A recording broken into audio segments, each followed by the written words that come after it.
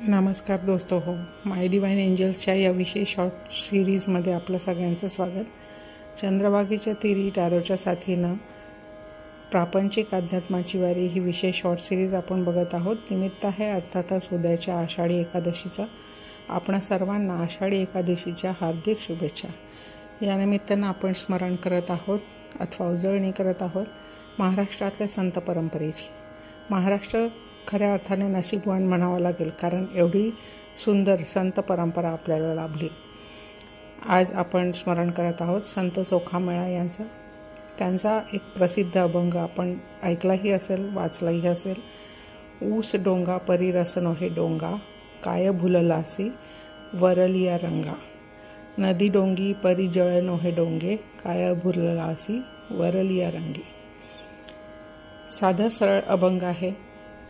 यातनं आपल्याला असं लक्षात येतं, चोखामेळा सांगतायत की ऊस जरी ओबडधोबड दिसत असला तरी त्यात मिळणारा रस हा ओबडधोबड किंवा कटू नसतो, तो रसाळ गोड असतो. तसेच नदी जरी सरळ रेषेत वाहत नसली किंवा आपण म्हणतो की वाकडी तिकडे वाहत असली तरीसुद्धा त्याच्यात मिळणारं जे पाणी आहे ते आपल्याला जीवन देण्याचं काम करतं. याचाच अर्थ की आपण वरवरच्या रंगाला, वरवरच्या देखाव्याला भुललं नाही पाहिजे. अंतरंग ओळखले पाहिजे. एखादी व्यक्ती बाहेरून कशी दिसते यापेक्षा ती स्वभावाने कशी आहे, तिचा अंतरंग कसा आहे याला महत्त्व दिलं पाहिजे. टॅरो काय सांगतं बघूया. द सन हे काळ आपल्याला हेच सांगतं की आपलं अंतर्मन हे सूर्यप्रकाशासारखं तेजोमय स्वच्छ असलं पाहिजे. आपण वरवरच्या दिखाव्यातून काहीही सिद्ध करू शकत नाही.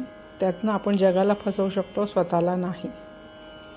7 ऑफ कप्ससुद्धा हेच दाखवते की आपण अशा भ्रमापासनं स्वतःला सांभाळलं पाहिजे.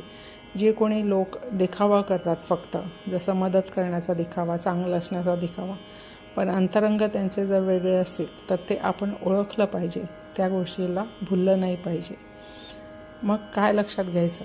नाईट ऑफ कप आपल्याला हे दाखवतं की मनात प्रेम असणं, खरोखरचं प्रेम, निर्मळ प्रेम, निस्वार्थ प्रेम जे आहे तेच या जगातलं अंतिम सत्य आहे. आणि प्रेमाच्या आणि विश्वासाच्या भरोश्यावरच आपण हे जे प्रपंच आहे हा तरुण नेऊ शकतो, असंच या अभंगातून आपल्याला शिकायला मिळतं. दोस्तो हो, संत चोखामेळ्यांचा या शिकवणीबरोबरच हा शॉर्ट आपण इथे थांबवत आहोत. कमेंटमध्ये जरूर लिहा आपल्याला याचा काय अर्थ उमगला. नमस्कार.